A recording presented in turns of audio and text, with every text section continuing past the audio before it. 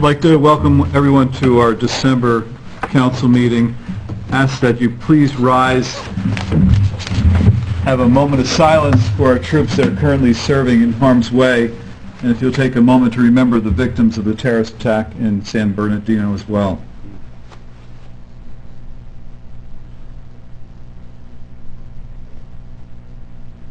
Thank you. Please join us in a salute to the flag.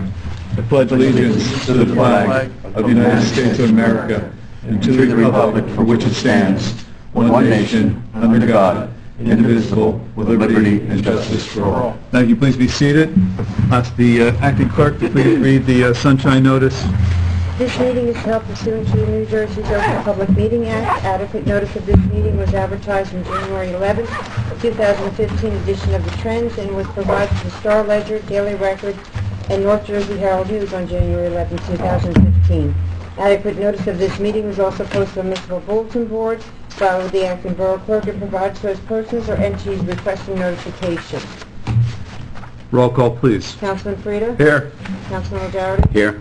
Councilman Barish? Here. Councilman Cobell? Here. Councilwoman Spencer? Here. And Councilman Giantonio? Here. This evening we have the distinct honor and pleasure to participate in a Years of Service Award for Sergeant Joseph Fiducia. So I'm going to ask the Chief and the members of the force that are here this evening to please step forward. I'm ask our Public Safety Chair, Mr. Barrett, to join me down below.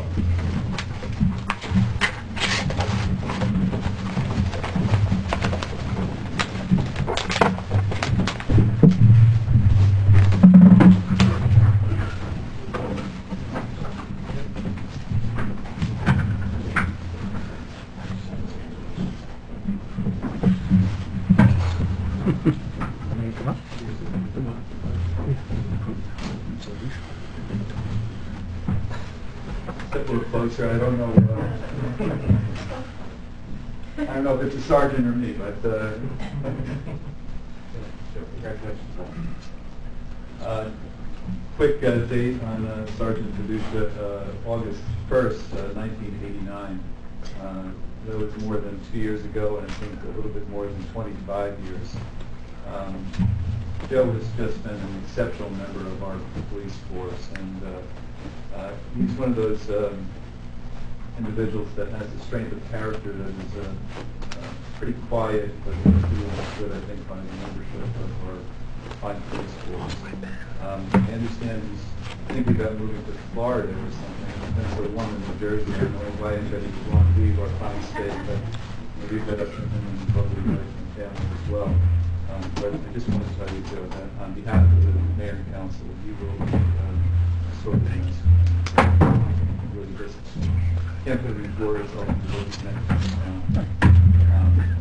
If you don't know, we had a number of first responders go over to World Trade Center shortly after 9/11, after the attacks, and Sergeant Fiducia was one of those individuals that responded on behalf of our nation, not only necessarily just Kinnelon, and once again, that just speaks to the strength of his character. But thank you so much for all of your years of service.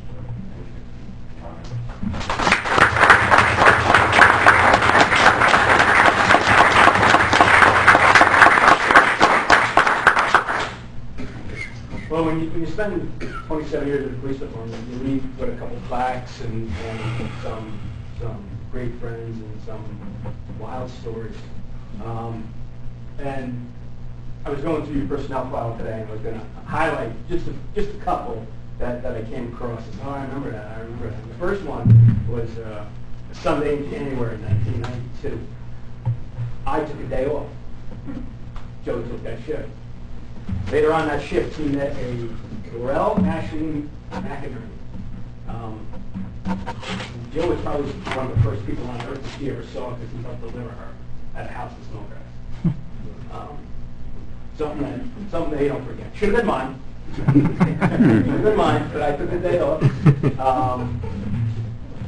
Another one was July of 1994. Some of our officers caught a guy running from a home that was just doing a burglary. It turned out the guy was running for a homicide out of Philadelphia. besides going through all that, one of the most memorable things was me and Joe were trying to search the guy to get him into a car, and I sliced Joe's face open with the sights of my gun. When he went down, and I went up, and we cut him open. I don't know if you remember that one. Again, September 11th, coming to the World Trade Center at Ground Zero. It's something you're never going to forget. And in July of 2004, a very kind-hearted woman named Carol Saventi wrote a nice little thank you note to Joe Pazucha for working the craft fair that I happened to find in the personnel. And then there was the 2011 snowstorm on Halloween, and then the nor'easter, which was not a day's work; it was weeks worth of work. So that's just skimming the top of some of the stories that you're going to take with you. We're all proud that we shared in that. So we wanted to present you with this, Sergeant Joe Pazucha, in appreciation of your 27 years of dedicated and loyal service to the borough of Kinnelon from August 1st, 1989 to February 1st, 2016. The reason we're doing this now is between now and January's council meeting till now. And it's presented by myself and the members of the Kinnelon.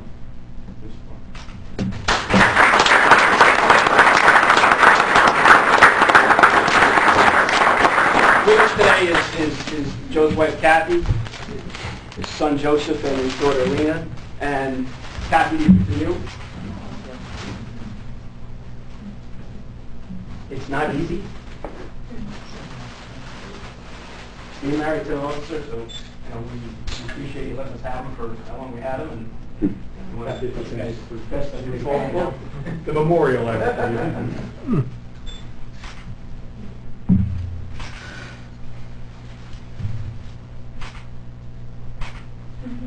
Congratulations, Jeff. Thanks a lot. We're not done yet.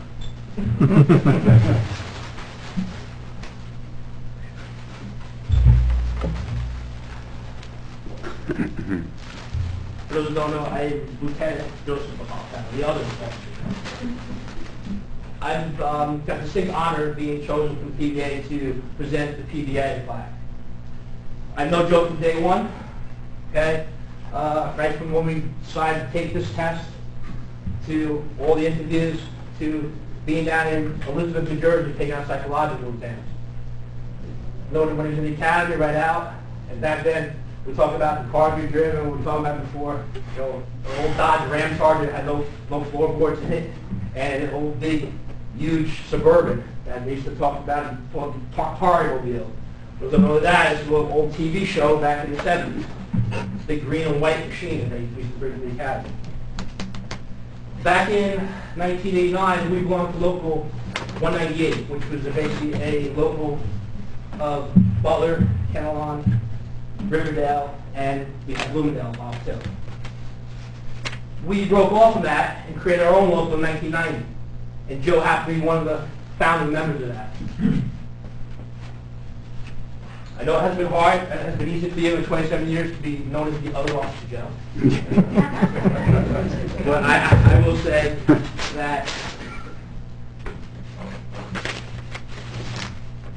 27 years I've spent with you, I would take them all over again. This plaque, presented to you, Sergeant Joseph Michael Pazucha, one of the founding members of Local 341, recognition for over 27 years of dedicated service, eternally from the members of PBA Local 341, December 17, 2015. That's good help, buddy.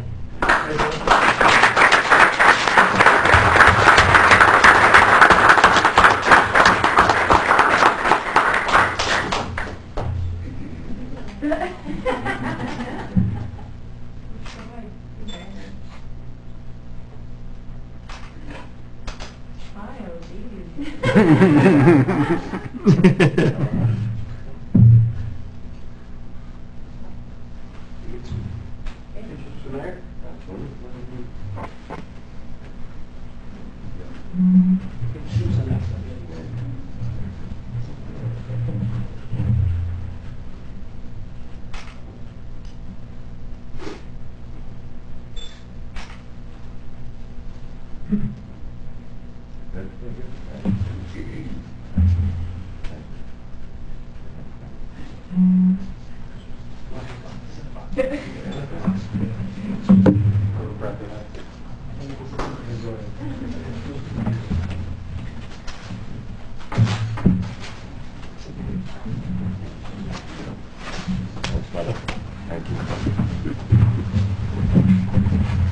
Congratulations, John. Many years. Congratulations, John. Enjoy your retirement. Congratulations. Congratulations. I can't read here. Congratulations.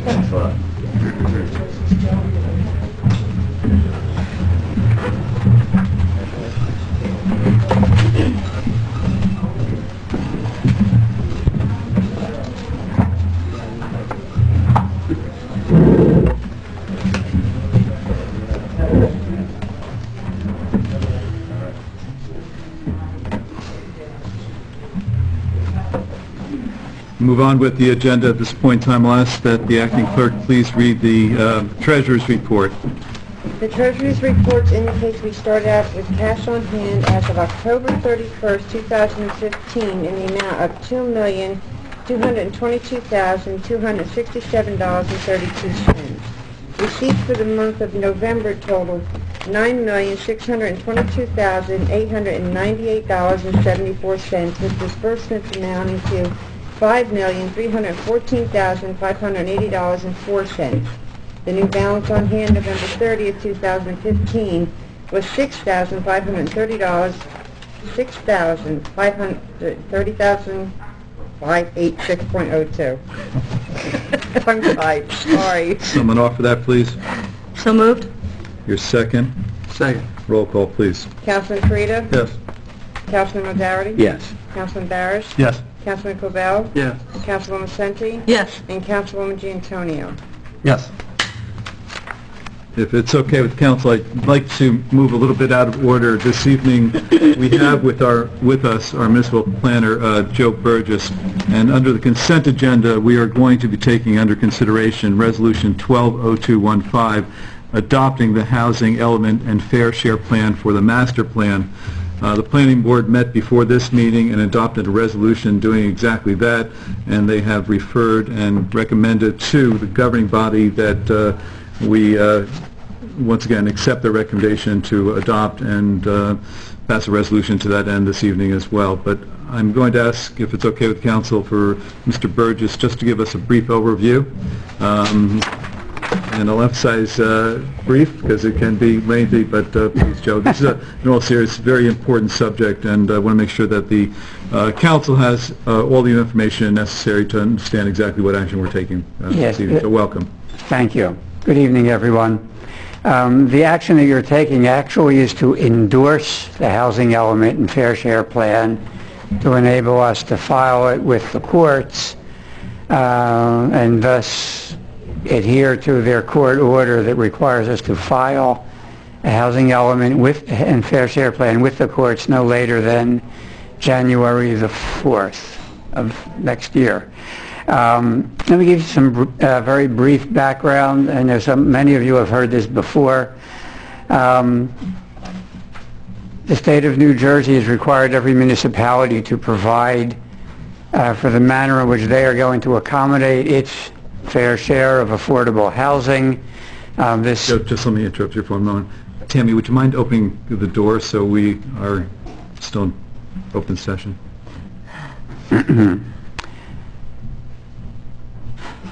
Every municipality, as I started to say, has this obligation. The Council on Affordable Housing was created in 1985 to provide each municipality with specific housing need numbers.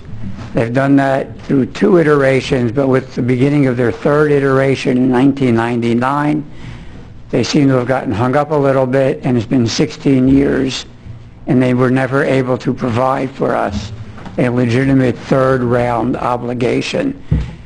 It got to the point where it went back to the Supreme Court, and in March of this year, the Supreme Court ruled that COA has, in their words, become dysfunctional, and consequently the courts then took over the process and established a series of time frames for municipalities to act. For the borough of Kinnelon, it's a January 4th, 2016 date. There have been two sets of numbers prepared to identify what Kinnelon's housing need number is. The League of Municipalities retained Robert Burchell of Rutgers University Center for Urban Policy Research to prepare a set of numbers. The Fair Share Housing Center, an advocacy group for affordable households, retained David Kinsey to prepare a different set of numbers. To give you a sense of the difference of their opinion, Bob Burchell projected a prior round obligation for Kinnelon of 78 units. David Kinsey came up with basically the same number, it was 73, but it was the prospective or future obligation going through to the year 2024 where they differed. Bob Burchell projected a 1 unit prospective or future obligation for Kinnelon. David Kinsey, again saying slightly higher, he projected a 298 unit obligation for Kinnelon. And that's where the battle lines are being drawn. Unfortunately, in late July of this year, Bob Burchell suffered a stroke and consequently was no longer able to participate in the process. And the League of Municipalities and 270 municipalities, including Kinnelon, retained a new firm to carry on the work that Bob had done. That firm was eConsult. Their numbers were due yesterday. They were not provided. They may be presented tomorrow or at worst early next week. But because of our January 4th deadline, we did not have the luxury of waiting to receive those numbers, assess it, and adjust our plan accordingly. So to make sure we adhere to the course, we provided this plan that the planning board adopted earlier this evening. Irrespective of whatever number is given to us, we are entitled to what's called a vacant land adjustment. And that's because A, 97% of the municipality is in the Highlands Preservation Area, and B, there just isn't enough potentially developable property that does not have any environmental constraints that would enable you to address whatever your full obligation may be determined to be. And the COA regulations, which we are still following, allows for what's called a vacant land adjustment and a determination of what's called a realistic development potential. Our preliminary assessment of what that number is would suggest that our prospective future obligation is 9 units. The regulations permit a municipality to have up to a 10-unit accessory apartment ordinance to help meet its obligation.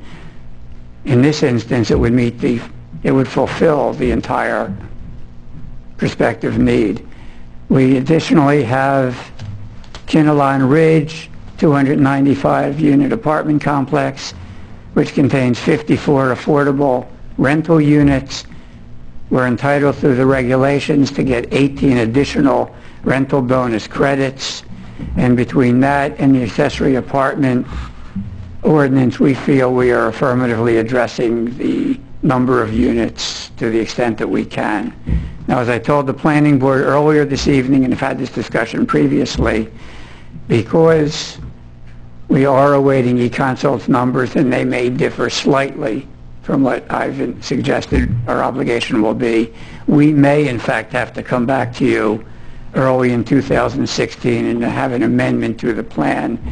And in addition to that, the Highlands new regulations provides its own analysis for the preservation areas to what its prospective realistic development potential for that part of the municipality may be.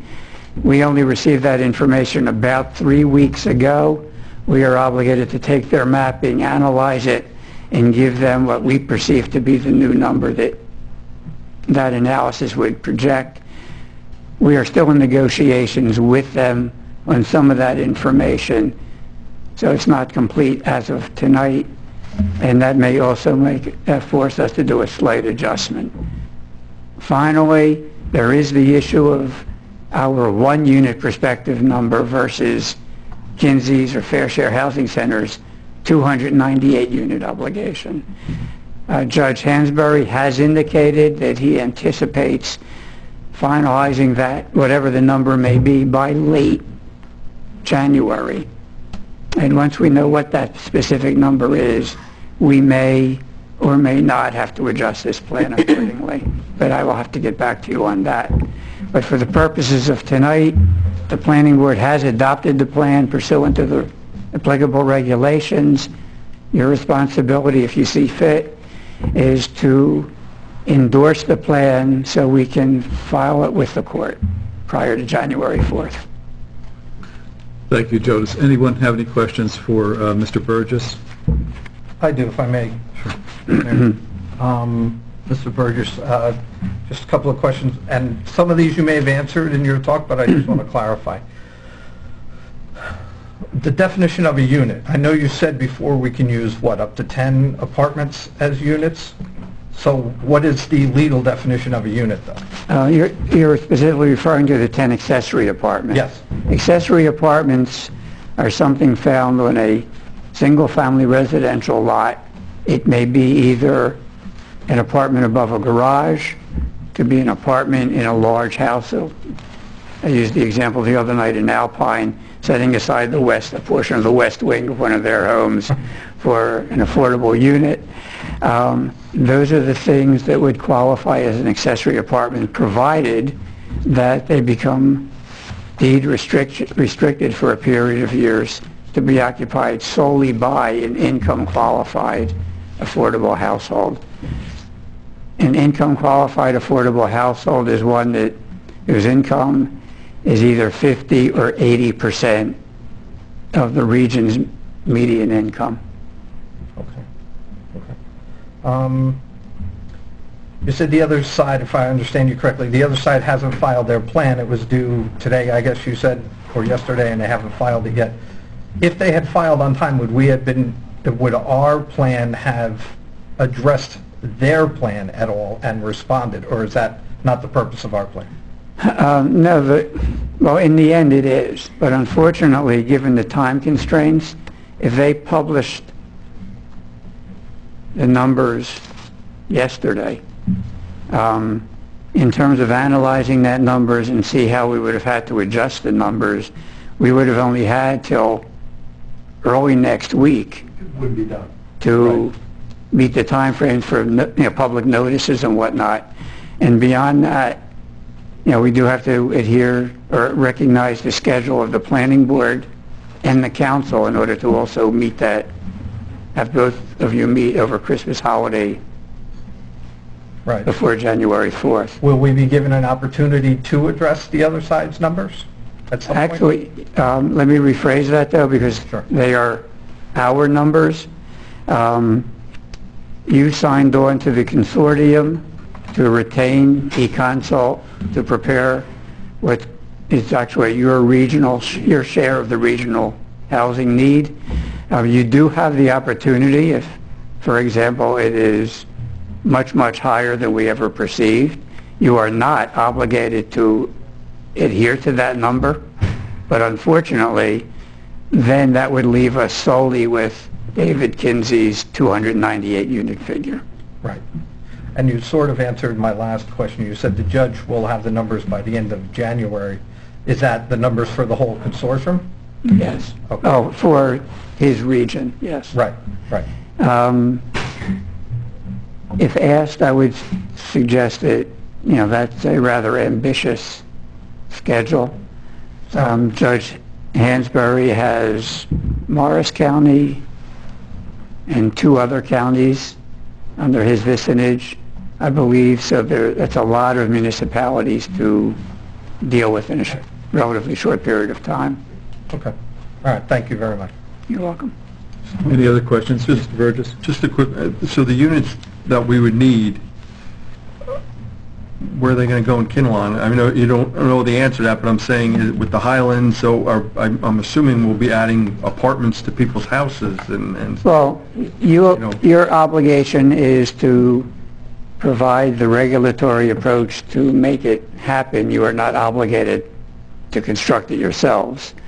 I will tell you that in some instances, I have seen the accessory apartment ordinance used extensively. In Fairfield, where we're the planners, for example, I believe 7 units out of the 10 that you're allowed have been realized.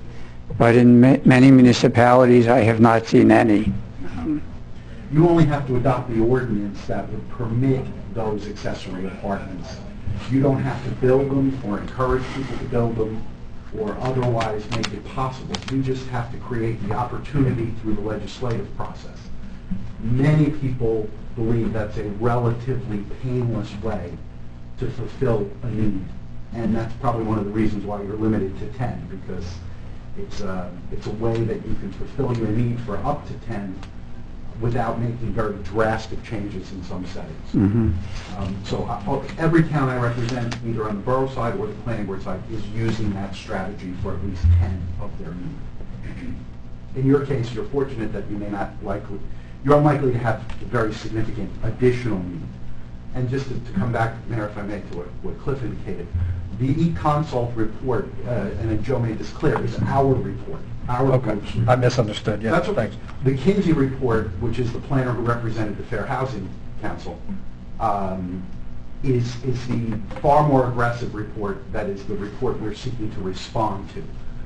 Our intention, though, was to stick with the court's timelines. I think Joe and I both agreed. Don't fool with the court's time frame. Get everything in when you're supposed to have it in. If we have to adjust it, we can always adjust it. In fact, in many towns, Kinnelon is the only town I'm in, and Joe, I'm sure, probably has some others, where there's not a court-appointed master marshaling the plans and the options and the ideas.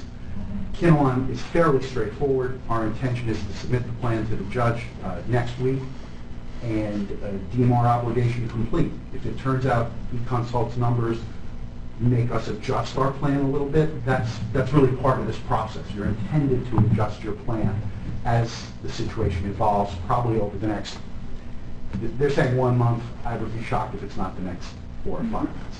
Would that be the end of the court's involvement once the judge issues his ruling? Once we have a plan that is a certified plan, you guys are complete for at least the next 10 years.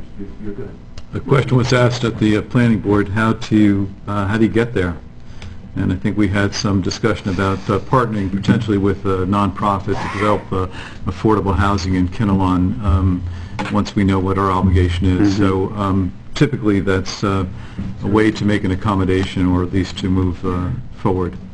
Yes, and the benefit of that approach, if we need to go down that road, is that you're not dealing with the associated market units that get you the 20% set aside of affordable units. And the best, simplest example is if you have a 10-unit affordable housing obligation and you're going to do it through the typical inclusionary zoning route where 20% of a development would be set aside to meet that obligation, those 10 units would require you to see 50 dwelling units, additional dwelling units built in your municipality in order to get that 10. And that's why if you have a nonprofit, for example, where all the units are affordable units, you cut out that market rate portion of that equation. But then you have to have land. Yes. And, yeah, Mr. Burgess, I think you said it was 7 acres is what was identified as available? There are 7.2 acres that we utilize for the purposes of determining the realistic development potential. That doesn't mean that they are 7 contiguous acres. There's a methodology and a formula built into the regulations that they require you to look at any lot of minimally 0.83 acres, and then it cannot be constrained by any environmental constraints. You add up all that acreage, take 20% of that figure, and then you come up with your RDP number. Just to clarify, though, Mr. Burgess, we're not talking necessarily exclusively tying the development of affordable housing to new units, new construction, I should say.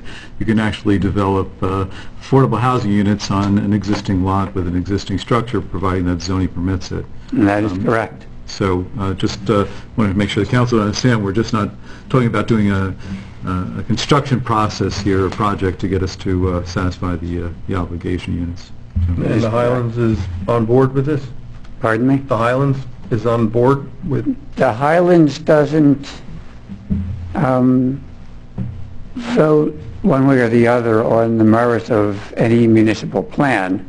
The only way the Highlands gets involved is in making the determination of what the number is, but and you have to provide for regulatory controls that are consistent with their environmental controls, which you do anyway.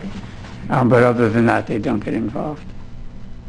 They don't do site selection, in other words. Right, but even if we're 100% Highlands, they're going to allow people to build a lower income... No, you still have to adhere to their environmental rule and all the other rules as well. Any other questions for Mr. Burgess? I want to thank you so much. I know this has been an arduous task in a very short time frame. I will tell you that there are some municipalities that had a different deadline set by the judge, and I think we were not one of them. So thank you so much. Yeah, we've been fortunate here, thank you. And just to show you what the other side looks like, we also represent Parsippany and Fair Share Housing Center, and David Kinsey projected for them 2,400 affordable units. Ouch. So, God bless Kinnelon and his number. Thank you so And much. thank you. Thank you for moving me up on the agenda. Thank you. We'll speak probably March. Good to see you. Returning to the agenda this evening for the mayor's report, a couple items.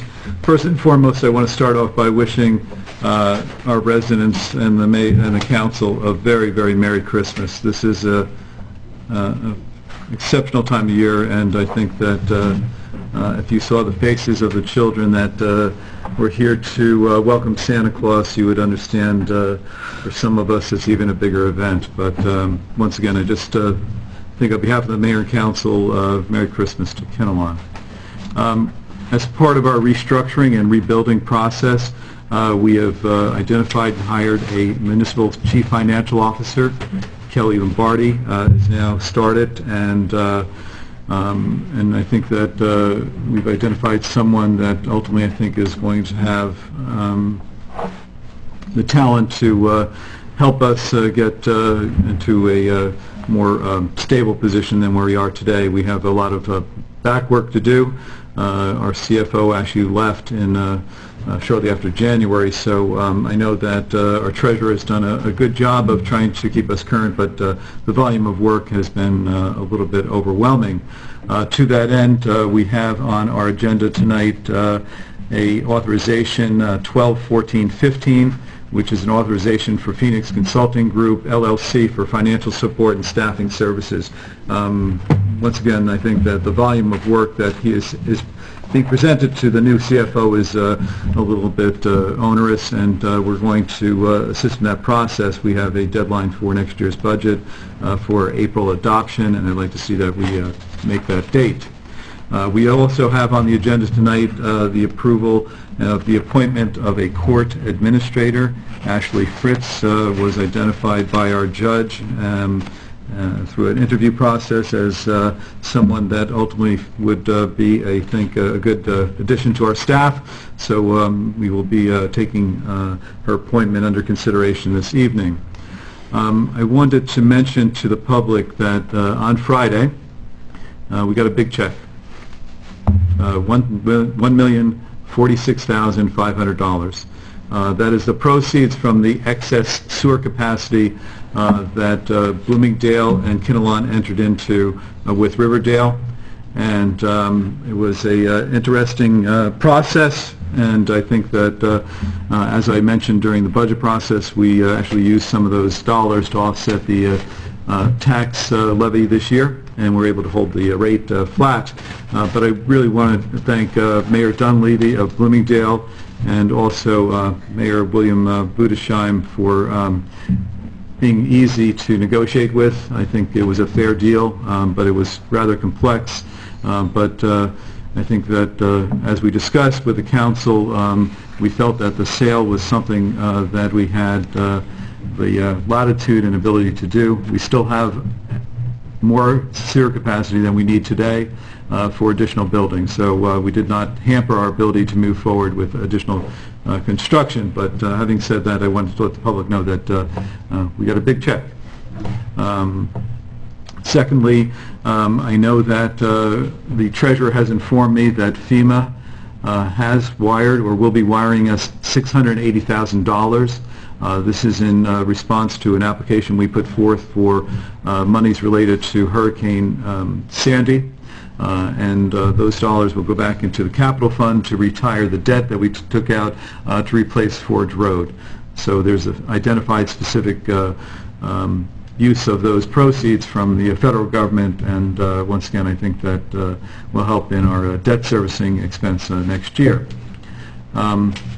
I do want to mention that the Kinnelon Community Center, and I'm going to be calling that in public as opposed to the church property. The church still owns it, and I'd like to see God help us out with this project. But at last week's meeting, the council did authorize the execution of the contract for boundary and topography survey for 46 Boudin Avenue by DMC Associates for a cost not to exceed $6,800. I spoke to the principal of DMC. He's indicated that he's already completed the boundary survey and is now working with our the Land Conservancy on requirements necessary for the completion of the survey, including the topography. Also under consideration tonight is resolutions 121615, authorizing Heritage Abstract Company for a title rundown on 46 Boudin Avenue, and also resolution 121716, authorizing J.M. Sorge to do a professional assessment report on the property. So I know that Councilwoman Senti is going to report a little bit more at length on those particular items, but all indications are that after a meeting with Highlands Council administration, that the project does have support, but we have a lot of work to do to move forward with the acquisition of the property. But I just want to once again report back to the public that the project is moving forward. Council did discuss at the work session the future cost, development cost related to the project, which I think is proper as well. But we also talked about the fact that the acquisition cost would be covered by our Green Acres grants by a matching dollar amount, and we could use the Open Space Trust Fund that we currently have in town to facilitate that purchase as well. Last thing I want to state for the public record is we understand that tonight is Dan O'Doherty's last meeting, and Dan, I just want to thank you for your public service of many years. Thank you very much. Thank you, Mayor. Now moving on to committee reports, we'll start with Councilman Frieda, Recreation. Thanks, Mayor. Quick report. Recreation's in full swing. Basketball will be starting after the holidays. All of the fields have been aerated, correct, Billy? All fields aerated? All right, good. So all the fields are aerated, and let's say they're put away for the winter. So hopefully when the winter's over, we'll see some great grass coming in, and all the aeration we've done has paid off. So like I said, not much going on with rec right now, but Camelot, we held our meeting today. Our finance for next year is holding steady. Probably going to be about the same amount as the year before, so that's good news. Every 15 minutes, that's the program that we did a couple of years ago. That's going to be going on at the high school. It's a great program, so Camelot's going to be sponsoring that. And we had a full house today at Camelot, which I like. The superintendent was there, all the principals from all the schools, and all the guidance counselors were there, so I was very excited for that and proud. Besides that, Mayor, I'd like what you said, Dan, I wanted to thank you for all your years of service on this council. You know, if you look in the dictionary and it says volunteer, it says see picture, and it's Dan O'Doherty. I've seen you do everything from the churches. I don't think I've ever not seen you at a pancake breakfast. I remember when you built the crow's nest back here for the football team. You painted the building green with me over at the Boot Ave field. OLM, I know you're instrumental in helping them get through their project. I know you work with the firehouse, the school systems, the DPW, and you really are just, you know, an A+ volunteer. You really are. So I want to thank you for that. Thank you from the very beginning when you got me involved, and well, I don't know if I want to thank you for getting me involved in this, but you got me involved in this in the very beginning, and appreciate that. And you know, really thank you. You really do a great job. Told us a lot of stuff, and as I always say, you're our most conservative councilman up here. So thank you, Dan. Thank you, Jimmy. Most kindly. That's the end, Mayor. Thank you. We'll be taking under consideration this evening whether or not Mr. Frieda's bow tie is something that we'll wear ever again to this meeting, but thank you so much, Jim. Thank you. Moving on to Public Works and Utilities, Council President Dan O'Doherty. Thank you, Mayor. And unfortunately, the winter has come in like a lamb, and hopefully it doesn't go out like a lion. We still have 900 ton of salt in our shed, which is helping our budget. And therefore, we've not been plowing snow or salting streets, so we've been doing a few other things, still catching up on some catch basin, fixing some vehicles. As you've noticed, our construction is still way behind schedule. It's about 2 months. We had our construction meeting today. The gas, we still do not have gas in the structure. We'll be excavating for that on Monday. It'll be installed on Tuesday. So we intend to have heat by next week. We do have temporary heat installed, electric heat, that the contractor has supplied.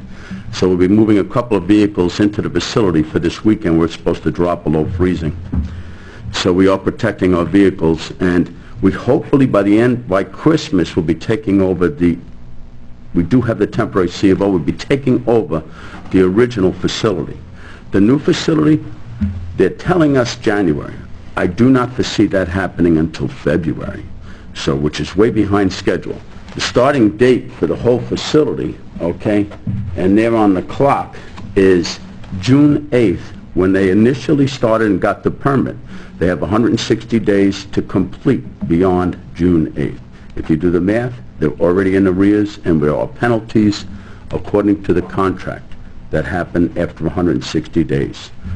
You know, and because of that, we have incurred some costs also, because we have some construction sheds that are on the property that we've had to utilize, some office space, and some storage pods that we have on the site that we are still paying a cost for. So until they're removed, we're still incurring that cost. And they were supposed to be removed by December 1st. So we're still going on, and that's up to the rest of the council and whoever follows me to make sure that these things are all complied with, that contract is complied with. We've done the core drilling, and we've done tests on the concrete. The concrete has passed as of this afternoon to 4,800 pounds test, so we'll be able to ride our trucks on there. They're going to seal the old concrete in the building, our existing structure, so that we can get some vehicles in there and start doing some brake work and some other necessary repairs on vehicles. Garage doors are going to be completed by Friday. We do have that grinding issue, Mayor, as you're aware of, on some issues with the concrete aprons, and that has not been done yet. Apparently, she says the contractor has stated that it's going to be done next week, and it will have our test that we can view it next week. Our next construction meeting is due for 11:30 on December 30th. And I'd appreciate if you have the council person, maybe that's going to be the new chairperson of the DPW, attend that meeting with myself, that we can go over some of the issues in the structure, and this way I can hand it over to that person to make sure that the process continues to completion. Like I said, I've offered my services, Mayor. I know you had said that it might be a liability if I entered the building. I know I had done it numerous times for other jobs that we had done in the borough. And with my knowledge of construction background, I think it behooves the council to let me help oversee the project until completion, which I would do, of course, on my own. Other than that, we're hoping for a great winter, and Merry Christmas and Happy New Year to everyone. And thank you, Mayor. That's the end of my report. Thank you, Dan. Now moving on to Public Safety and Technology. Councilman Barish. Thank you. I have some brief words, but before that, quick report. Today we gave best wishes to Joe Fiducia. I was proud to be a part of that for his 27-year career, and we congratulate him for a great career here. He's going south, as the mayor stated, and for some good weather. Tonight we're also taking action, I believe it's 12.15.15, to hire a new officer. We're leaving that open, I believe, for them to give notice to other locations. We interviewed 2 people this morning, and one was definitely a great fit for our department, so we look forward to welcoming him next year. 12.08.15, we're renewing the shared services agreement for our 911 dispatch service. Under the fire company, it was an extremely busy December. We were called to mutual aid in Butler, a house at the end of Maple Lake that was very nearly destroyed. We had an engine and rescue respond to the fire, while 2 other engines responded to a landing zone for the resident that was unfortunately badly burned. We also had a house fire in Kinnelon, on Lakeside Drive in Kinnelon, over in Basin Lakes. That required the assistance of Bloomingdale, Boonton Township, and Triborough First Aid Squad, and a great thanks goes out to them for their assistance. Our volunteers transported Santa to Borough Hall for his annual visit on December 4th, and that went really, really well. There were some great pictures up on Facebook of that. We also took him around town to meet all the kids on Sunday, December 13th. Lots of great pictures as well on the fire company Facebook site for that. Other news from the fire company: beginning January 1st of next year, the firematic officers, Tom Stern will be the chief of department. Kevin Lowry, who's with us tonight in the back there, will be first assistant chief, and Dave Bott will be second assistant chief. And we wish them well, and we'll be seeing them at the reorg meeting on January 4th. As far as technology, not much to report, just the police phones were added to our new system today. So far, so good. And thus, it took about 12 months to get the phones up and operating properly in Borough Hall, but happy that that's done. So that was the end of the report. Just some quick words, just to share what we finished and were able to complete this year. I've been chairperson of the Public Safety Committee and the Technology Committee, also serving on the Rec, Public Works, and Finance. As tech chair, we were able to update our decades-old information technology infrastructure. We brought the email accounting systems both to a place where they're reliable and cost-effective. On top of this improved network, we have a new voice-over IP phone system. Networking very well, improved service. It's going to reduce our maintenance. It's going to reduce our expenses substantially. The marquees, we guided them through final installation in the spring. We tested some different colors, fonts, timing, and got through that. And important public announcements are regularly posted there. Most noticeable maybe to the public would be the redesigned and overhauled website. User-friendly, important frequently searched items are only a click away.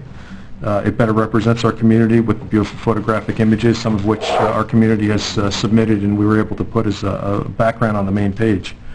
The rec department has much better representation and accessibility. I know from Melanie, she's told me many, many times that she likes the new calendar layout, and she's been able to post some great photo galleries on there, and that's working out really, really well. We also have the much-needed all-inclusive community calendar that's on there. That's sortable by department or by all that's going on in the town. The Borough Facebook page is enjoying many more followers and engagement from the community. Relevant community news and announcements are placed there regularly, and that's done by much of the staff in Borough Hall. So I'm glad that people are taking the opportunity to post on there. A lot of rec stuff has gone on there as well. We've engineered and passed an online and social media policy that covers our varied internet presence. It kind of juries exactly what the requirements are to what's allowed on the websites for fair and balanced discussion and public view. On the safety committee, we've got our emergency services meeting regularly. between police, fire, and the schools. There had been some distance growing between that, and with some of the administration changes at the school and some outreach from our side, that's coming together really, really well. The police have received very much well-deserved public acknowledgement by the media, by the council. The chief gave you some of the ideas of what had happened with fiducia, but there was a lot that went on this year with some of our storms, Joaquin, the stuff that the hurricane that wasn't, but did put our radio system to the test, and we thank them. Lastly, special thanks to the borough staff. It was a really tough year, and really do appreciate their hard work and perseverance. We were down to a skeleton staff, and top that with computers that had been going down, the phone system that was on the fritz, the marquee that would go on and off regularly, lots of obstacles, and they performed wonderfully. And lastly, just want to thank the community for their support. Wish everybody a Merry Christmas, Happy Hanukkah, Happy New Year, and a special thanks to Dan for his time on the council. Thank you. It's really admirable. Thank you. Thank you, Adam. Now moving on to Finance, Councilman Patel. Thank you. Tonight on the consent agenda, you will see Resolution 12-18-15. We have to make some transfers from one budget line item to another so that we can pay the bills through the end of the year. And then there may be some more transfers before the very end of the year. The Resolution 12-03-15, I had said something at the workshop about looking up the numbers for dial-a-ride, and I thank Glenn Cisco for getting that information, and it looks like they're looking only for a 2% increase, and that's pretty reasonable today, I would imagine. So that's on the consent agenda. I met with, as the mayor mentioned earlier, there was a meeting, and I attended it with our new CFO, Kelly, our treasurer, Jennifer, and two representatives of Phoenix Consulting, and we went over all the work that has to be done and caught up with to get our new CFO up to where she should be. No one person is going to be able to do everything in a timely fashion. Phoenix has given us a preliminary analysis of the hours that it should take to do that. I hope they could do it in as few hours as they've outlined. They didn't put a dollar amount in here, but I believe last time they said $150 an hour. Do you have that number?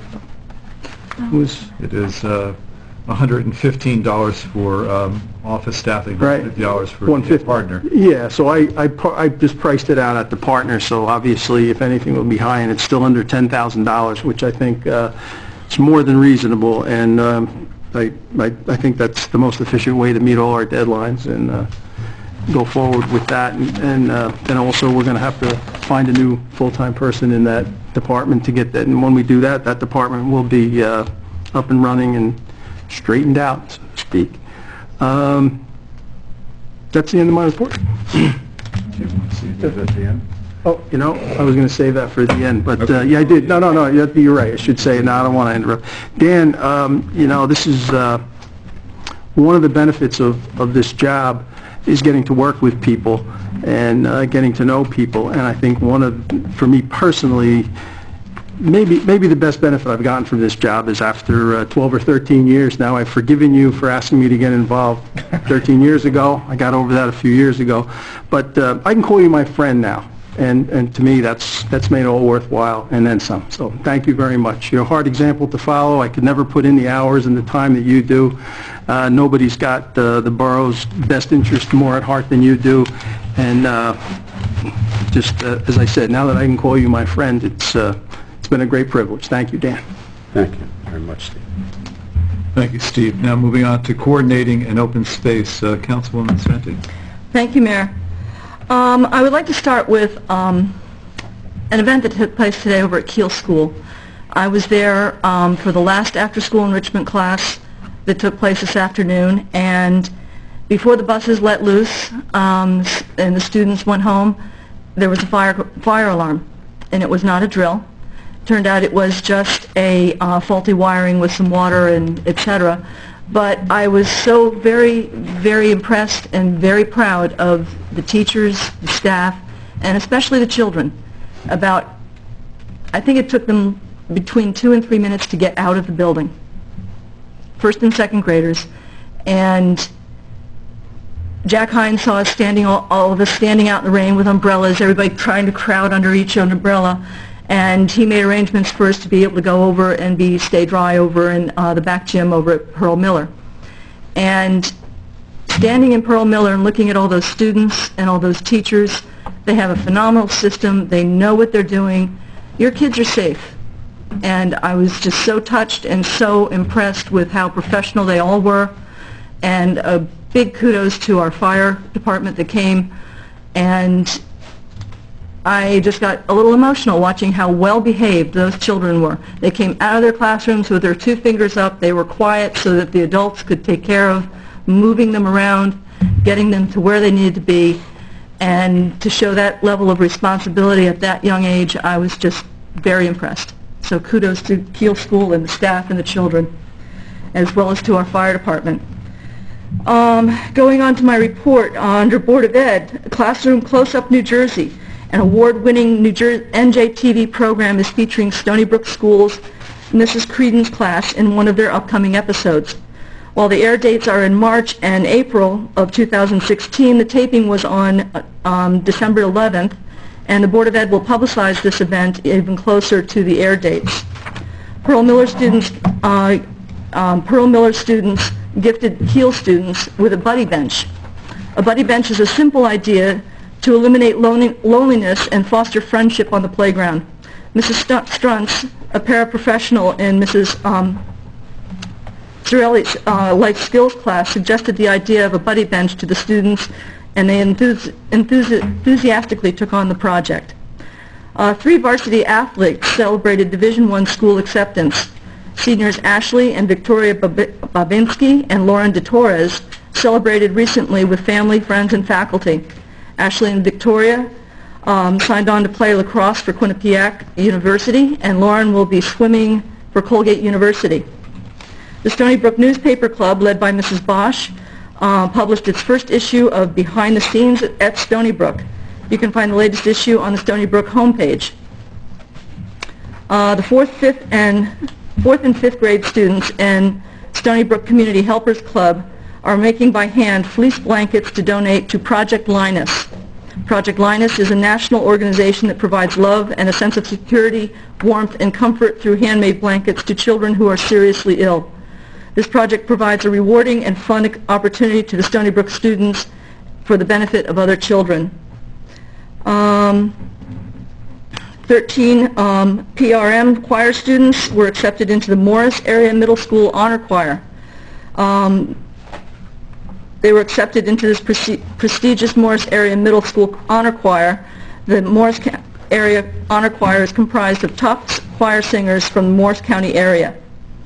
Also, Board of Health discussed their 2016 budget, which was presented by their health officer, Peter Corial. They're working on presentations and seminars for the 2016 year. They would like to see one of them be about the Mayor's Wellness Initiative. For all seminars, they would like to coordinate them with the library and present them to the public in an effort to raise awareness and to engage public regarding various issues. The food pantry. 19 food baskets and turkeys were either picked up or delivered. These were due to the combined volunteer efforts of the Pearl Miller 6th, 7th, and 8th grade classes, and also the Kinnelon recreation football teams. Both organized a Thanksgiving food drive for the Kinnelon Food Pantry. Baskets of donations of food items needed from breakfast to a full-course dinner, and desserts were assembled and delivered to Kinnelon Borough so that all members of our community were able to celebrate this special holiday. Christmas is being worked on. Kinnelon has 10 families with 17 children who are in need. These families are covered by several generous Kinnelon residents who act as sponsors to these families and the food pantry. The Library Board of Trustees, children's programs, Get on the Bus. Greening Kinnelon Earth Day project winner in collaboration with Stony Brook School and Kiel School will begin in January. The winners were picked Earth Day 2015. The contest was sponsored by the Pequannock Rotary, Kinnelon Conserves, and the Children's Kinnelon Public Library. This contest will challenge the Stony Brook and Kiel students to ride their bus for prizes and recognition while learning to conserve and reduce energy consumption at the same time. Performing Arts Center. Children's is moving into its second semester of performing arts instruction and doing very well. Lori Mabey is the artistic creator and Mary Lynn Capola is the voice teacher. Children up to 5th grade can sign up for the kinder music, Tiny Toes Ballet, Hip Hop Ballet, and Tap musical theater dance lessons for now. Musical productions such as a Radio City musical are performed in the performance date. Well, it's past, but they will be continuing with their Performing Arts Center, so keep aware and keep watching the website for more information. Children's circulation numbers, compared to previous years, have been steadily climbing. Their haunted library, I think I've already reported, had over 700 people attend. There were 24 high school volunteers and 6 Girl Scout troops participating and helping. Adult programs continue to increase at the library. On January 6th, there will have a special internet program called Internet Scams. This is in cooperation with the Kinnelon Police Department and presents a lecture on internet scams and how to avoid being duped by them. Mind Key Living for Your Passion will be also on 1/6, and Drawing Studio Work on January 7th by Phyllis Kellner teaches a 4-week course to improve drawing skills using live models, still life, and other props. This class is for high school students up to adult age. And then on January 13th, Mining Iron in Northwest New Jersey will be presented. The Historical Commission, Phase 2 of their preservation plan, they're still currently waiting for the contractor's form to be pre-qualified by the state. Once this is complete, then the bid process can begin in earnest, most likely in January of 2016. The boiler and the water heater have been installed, and it's reported that the contractor did a very good job and will be back to also install a new liner in their chimney. And to follow up on what the mayor was saying about the new Kinnelon Community Center property, the Land Conservancy, as he had said, has requested and received some of the proposals for the PAR, or Preliminary Assessment Report, also can be known as an environmental study. This is a specific requirement of Green Acres as well as title work to be performed. Once these are completed, it will take Green Acres a few months to review these documents. We received 3 bids on this through the Land Conservancy, the lowest of which was the $6,800 from DMC Associates, and the other 2 quotes were at $10,875 and $7,650. And we're hoping by the end of this month we will have closed on what we've called the Totowa Constructors property on Booton Ave, which is across the street from Fire 2 Company on Booton Ave. And this property was very near and dear to me because it helped to preserve the planning incentive grant money in the neighborhood of $726,000 to $730,000 that we can use in addition to our open space monies to help with the Kinnelon Community Center property. And at the end of all of that, I'll have a drink of water, but I would also like to say thank you, Dan, for your service to this community. Thank you. And everyone, a very happy and healthy Christmas and happy and healthy New Year. Thank you, Mayor. Just want to clarify one point from Councilwoman Sventi's report. The mayor's wellness campaign is not about me. I'm actually in pretty good shape, so it's about you. So we'll work on it together. But I'm going to sound a little like Donald Trump. I'm actually in pretty good shape. So I look forward to working with our community on another initiative there. So thank you again, Carol. Now moving on to personnel and ordinance. Councilman Giantonio. Thank you, Mayor. Fairly short Sorry. comments tonight. I don't know. Regarding the ordinance committee, no new news coming from the ordinance committee, but I'm going to try over the next couple of weeks to get the ordinance committee together to review what had been proposed, I believe, by Chief of Police Schwartz, what I'm calling a Craigslist ordinance, to basically govern people selling secondhand goods in town. If you're, one-off, you're selling a used TV or something like that, this should have no effect on you. It's simply to keep an eye on people who may be trying to start up a business out of their house, so that we can regulate it to a minor degree, to make sure we understand what's going on within the borough. And also to formalize, I think we may already have, but to formalize a location where people who are selling goods on Craigslist or similar websites can go for a safe transfer of the goods to a buyer or a seller. Regarding personnel, the Personnel Committee spent a good amount of time over the last month or so taking a salary survey of the boroughs in the area, trying to make sure that we are offering basically market rate salaries to our town hall employees. On most of them, we were right on target. Some of them we were not. What the committee has done is come up with what we think are acceptable salary ranges that we can now approach the union with and hopefully finalize the union contract once and for all. Along those lines, while we were sitting here, I literally got an email from the union representatives that as of now we are scheduled to meet with them Christmas Eve at 9 a.m. Hopefully to move this salary discussion further on down the road. And that is my those are my comments. Thank you, Mayor. If I may just say 2 words to Dan. Dan, I haven't known you as long as Jim and Steve, so I still like you. And you didn't talk me into coming on the council. I'm glad for that. But I knew you a little bit before I came on the council. I've gotten to know you a lot better since I've been on the council. And I just want to say it's been a pleasure and an honor getting to know you, and I too consider you a friend now. So thank you for being a friend and being a great member of our community. Thank you, Cliff. Thank you, Cliff. Just a quick comment before we open the meeting to the public. Our consultant identified, I think properly, that we are thinly staffed within the borough. And if you don't know, for the record, I will tell you, I do not have a chief of staff.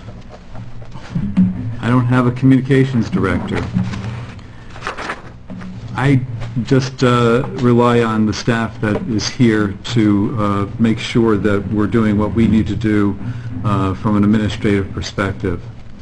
And to that end, after our former CFO left, we basically asked certain individuals to take on additional responsibilities. And Karen Aiuli has acted not only as our acting borough clerk, she's actually taken on the role of administrative responsibilities that are similar to a business administrative responsibility. And in addition to that, she supported our treasurer in the transition from the CFO moving on. And once our tax collector left, she jumped in there too, taking tax payments. We're so fortunate to have Karen be a member of our administrative team here. And if you don't know, I will tell you, there's 7 pretty strong personalities up here. And she handles responsibilities of coordinating all 7 of our little personality traits into hopefully a combined effort here. And I won't say it's like herding cats, because I don't know what that is, but at times I've been told that she's a hell of a juggler. But Karen, on behalf of the council, I just want to once again acknowledge all of your efforts over the last 12 months. You have done an exceptional job. I think we don't say thank you enough, and we expect great things from you in the future. So thank you so much. Thank you.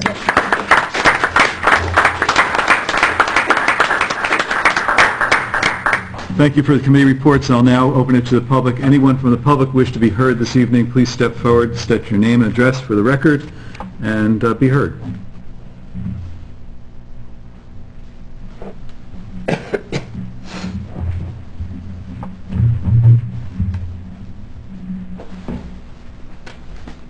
Randall Charles, 69 Green Hill Road.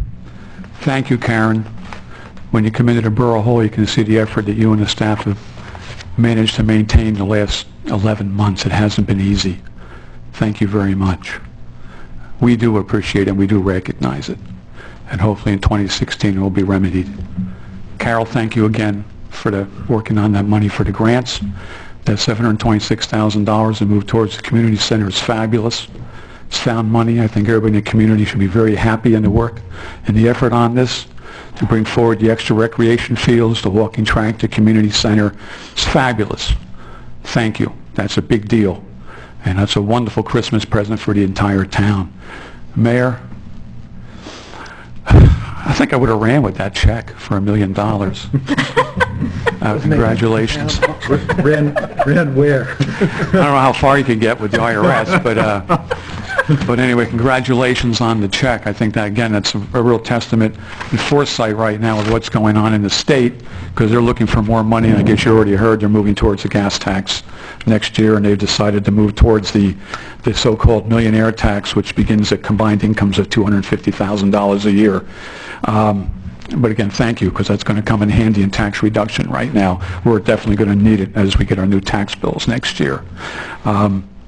What I wanted to come back with is, Dan, last week at the workshop you mentioned that the pressure, pounds per square inch, on the floor was 500 pounds per square inch deficient. Correct. Today they're okay? That's correct. We did 2 core drills. We now, for a special test that was approved this afternoon, it went up to 4,800 pounds per square. And why was that? Because of time. As you No, know, I just want you to, just everybody as you know, needs... concrete hardens. Has to settle, has to harden. As time goes on, so the length of time then brought the test up to significant poundage where we are now able to drive vehicles on that concrete. Okay, that's fair. Just, I think everybody needs to know that, because that's a big deal. We don't need to wreck the floor in 5 or 6 years with this investment. The second thing, coming along right now, you say we're looking towards a guesstimate is probably a good way to put it. That's correct. The guesstimate is February, I would say yes. and we are going to, I know I mentioned it at the workshop, the council is going to pursue remedy with the contractor regarding these missed dates, construction problems, because at this point, we're beating a dead horse. It's in our contract, and I'm sure that the council will make sure that the contract is followed. For the record, that's all. I want to make sure it's for the record, because now it's the point we need the equipment inside. We've been lucky the last 30 days. I don't know who sacrificed a lamb or anything, but it's worked. We've been very fortunate with this warm spell, and thank heavens it couldn't have been better planned. But we're running up, it's a matter of time before old man winter gets here. That just brings us to the next question. The windows, have they been received yet and put in? Not yet, second week in January. Somebody will be there to make sure, please? John Whitehead is there, but I said I would offer my services. Well, it's just... Be there and make sure that they're correct windows and they meet the specifications as per the bid. Once bitten, twice shy. That's all. It's important that this be remedied through our Fox Engineering is conducting the oversight, that they are paying attention to this so we don't have to go through this again. Because I think, this is just unbelievable to have a super garage built and we're 2 months late. Thank heavens the weather's been with us. I just don't find this acceptable. In the private sector, it wouldn't happen. And we are going to move, because we will be coming back first of the year and looking for remedy with the contractor, because of this oversight, these costs, and we're just lucky it hasn't been worse. We're very, very lucky. And I think that's where it is right now. We're lucky. It's not acceptable. We're lucky the weather held. And you'll be a hero if we don't need the salt, because that's a lot of money. And maybe we'll get lucky on that. I know it's fake wood, but maybe we'll get lucky. But again, thank you. Randall, just before you leave, I just have one comment this evening for you. I don't want this to seem like it's a mutual admiration society, but I want to personally thank you for your efforts on securing the generator for Smoke Rise. I think that in talking with Councilman Barish, we understand that you took some initiative that ultimately has corrected a situation up there, and I think that, to your credit, and your care about the community. I think I just want to formally recognize that, so thank you so much. Thank you, and let's pray we get it in on time before there's any other weather problems. We don't need it. 6 hours without power is not, I think, what anybody had in mind. Great. But thank you. Thank you. Anyone else from the public wish to be heard this evening?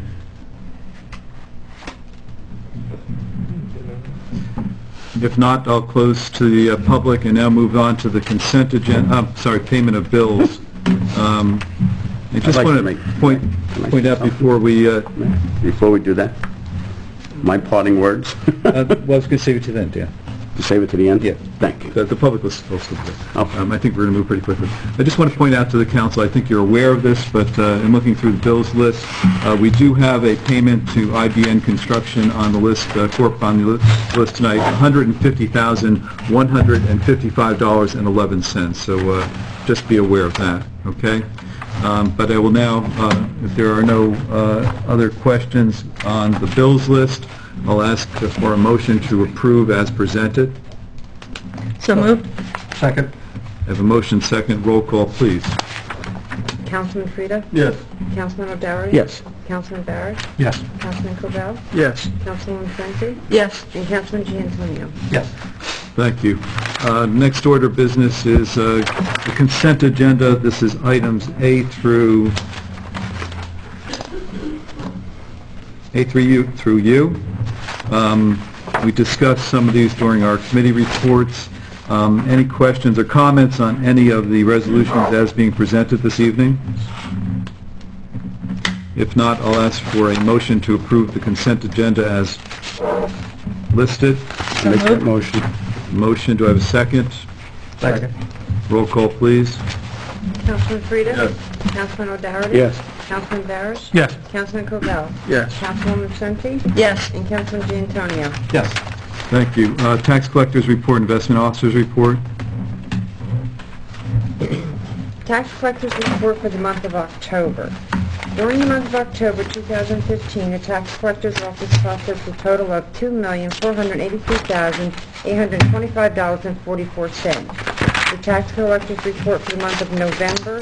During the month of November 2015, the tax collector's office processed a total of $9,503,317.03. Investments officer's report, a total of $781.64 was earned in the interest for the month of November 2015. Ask the acting clerk to file a report as read. Move on now to the payment of the district school tax payment, $2,959,450.83. Someone offer that, please. I'll offer that. There's a second. Second. Roll call, please. Councilman Frida? Yes. Councilman O'Dougherty? Yes. Councilman Barrett? Yes. Councilman Cobell? Yes. Councilwoman Scenty? Yes. And Councilman Giantonio. Yes. Thank you. Next is the appointment of Ashley E. Fritz to the municipal court. As we indicated before, this is a recommendation from Judge Wubenhorst, and after exhaustive interviewing, and we discussed this at our work session. If there are no questions, someone offer that, please. So moved. Your second? Second. All in favor? Aye. Aye. Opposed? Ayes have it. Resignations, we have Mr. Jim Tilton and Dana Jacko from the Recreation Commission. Someone offer that with regrets? So moved with regrets. Thank you. I have a motion and a second. All in favor? Aye. Opposed? Ayes have it. Dan, you have the floor. And Yes, thank you, Mayor. And the microphone, too. Thank you, Mayor. I'd like to thank all the residents of Kinnelon for their support over the last 15 years since I was first elected in the year 2000. And I'd especially like to thank my wife and family that have given me the time. As you know, as all council people and you, Mayor, our families are very important to us, and they provide us with the time that we have to devote to the projects that we do here for the borough. And as Mayor Cisco always says, it is the borough. It's not a town. Remember, he always corrected us. Oh, you guys always say borough. No, it's a borough. It's not a town, fellas and ladies. So, and we thank you for that, Mayor. You've always, and your guidance and leadership that you have shown us. So, and I've been involved in some great projects here, the acquisition of the KRP and the development of KRP, the renovation of the Stony Brook School, the construction of the new firehouse, and our DPW renovated facility. I've always been a proponent of the DPW and the continued fine services that we do provide at our DPW facility. And my duty as Deputy Mayor of Veterans of Foreign Affairs. I want to continue to help any veteran that needs assistance. I'm always there for the veterans. I hope any veteran in Kinnelon or any of the Triborough area that needs any help, please contact me. My cell phone number is 973-715-3438, and my email is, my personal email is dano, as in Dano in Hawaii 50, dano9@optonline.net. And please contact me if anybody needs any assistance. I can help with any situations they might have. So I want to thank you, Mayor, and Merry Christmas and a blessed New Year to everyone. Thank you. Thank you, Jim.